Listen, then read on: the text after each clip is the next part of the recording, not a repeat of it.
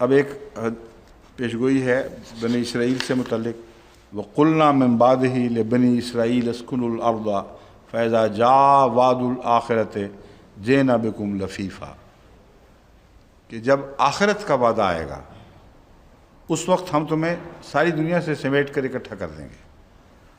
اب یہ جو دور ہے یہ آخرین کا دور، اور قرآن کریم کی صورت جو آخرین کی ہے وہ اس دور کی طرف اشارہ کرتی ہے، مگر آخرہ لفظ جو ہے اس کا مطلب آخر نہیں ہے، بلکہ ایک فرق ہے، اس کو پیش نظر رکھنا چاہیے۔ دور آخرین سے مراد ہے وہ دوسرا دور، اور آخرت کہتے ہیں بعد میں آنے والا۔ تو بعد کے آنے والے زمانے میں جو عجیب باتیں رونما ہونے والی ہیں ان کی پیشگوئیاں کچھ سائنسی ہیں، کچھ مذہبی نوعیت کی ہیں، کچھ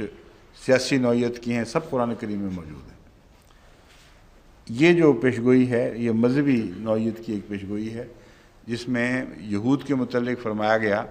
کہ ہم تمہیں تمام دنیا سے اکٹھا کر کے ارض مقدس میں لے آئیں گے۔ اب یہ جو واقعہ ہوا ہے اس میں لوگ کہتے ہیں یہود کی چلاکی، ان کی سازشیں وہ ذریعہ بنے ہیں، جیسا سائنسدان ذریعہ بنتے ہیں، مگر یہ مقدر تھا، قرآن بتا رہا ہے، اس میں کوئی ناممکن تھا اس کو بدل سکتے۔ اب مسلمان علماء کو چاہیے تھا کہ اس آیت کا مطالعہ کر کے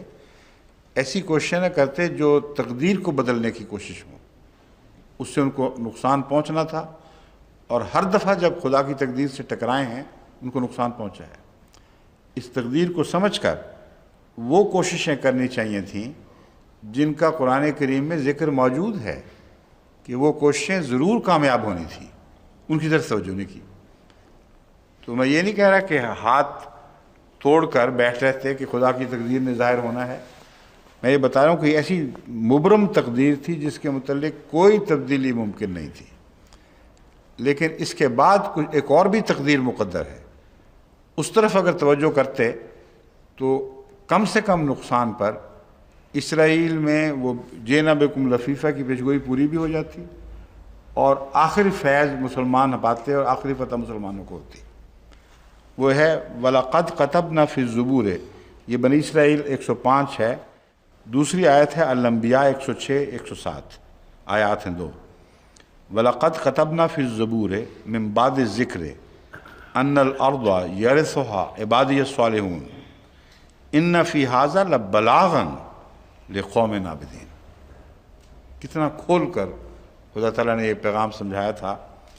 کہ اب اگر تم اس زمین پر قبضہ کرنا چاہتے ہو تو عباد الصالحین بننا پڑے گا،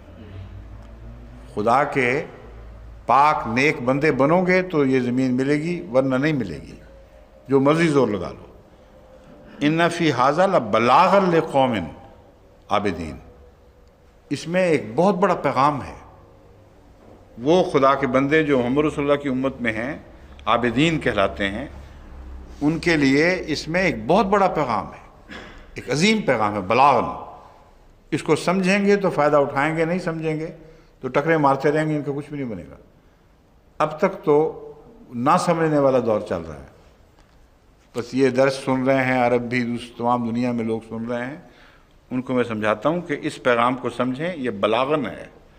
بہت بڑا عظیم الشان پیغام ہے۔ اس کے تابع اپنی روزمرہ کی زندگی کو صالح بنائیں، اور یہ صالح بنانے کا جو مضمون ہے اس کا حکومت کے تختے الٹنے سے کوئی تعلق نہیں ہے۔ حکومت کے اسلام کے نام پر تختے الٹنے کی کوششیں جو ہیں یہ اسلام کو یا اسلامی دنیا کو مزید کمزور کریں گی۔ کبھی بھی اس کا فائدہ نہ ماضی میں ہوا ہے نہ آئندہ ہوگا، اس لیے یہ ظلم نہ کریں اپنی جان پر۔ ایک خودکشی کے بعد یہ دوسری خودکشی ہو رہی ہے۔ پہلے خدا کی تقدیر سے غلط طریق پر ٹکرانے کی کوشش کی گئی، اور اس سے نقصان ہوا، جتنا تھوڑا ملنا تھا اس کو بڑھا دیا گیا بہت۔ وہ اسرائیل جو اسرائیلیوں کی کوششوں سے ملنا تھا ان کو، وہ تو چھوٹا سا خطہ تھا۔ جو اسرائیل ان کو مسلمانوں کی ناسمجھی کے نتیجے میں، ان کی لیڈرشپ کی غلطیوں کے نتیجے میں ملا ہے، وہ اس سے کئی گنا زیادہ ہے۔ کیوں جی آفتاب خان صاحب، کتنے گنا زیادہ ہے وہ؟ میں نے گلف کرائسس میں حساب کر کے بتایا تھا، 20-25 گنا بن جاتا ہے، بہت زیادہ ہے اس سے جو اصل تھا، بالکل چھوٹا سا تھا۔ تو یہ آیت جو ہے یہ زیر نظر نہیں الانبیاء کی 106 107 اللہ تعالیٰ فرماتا ہے کہ تمہیں مل سکتا ہے، مگر ہم نے زبور میں داؤد کو، جس کے نام پر صہیونی تحریک چلی ہے، زائن ہل کا حضرت داؤد سے تعلق ہے، تو زائنسٹ موومنٹ نے جو اسرائیل لے لیا تھا، اگر تم چاہتے ہو کہ اسے حاصل کرو تو زبور پڑھ کے دیکھ لو،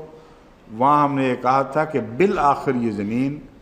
میرے عبادت گزار نیک بندوں کو ملے گی، عبادی الصالحون، اور اس پیغام کو بھول گئے،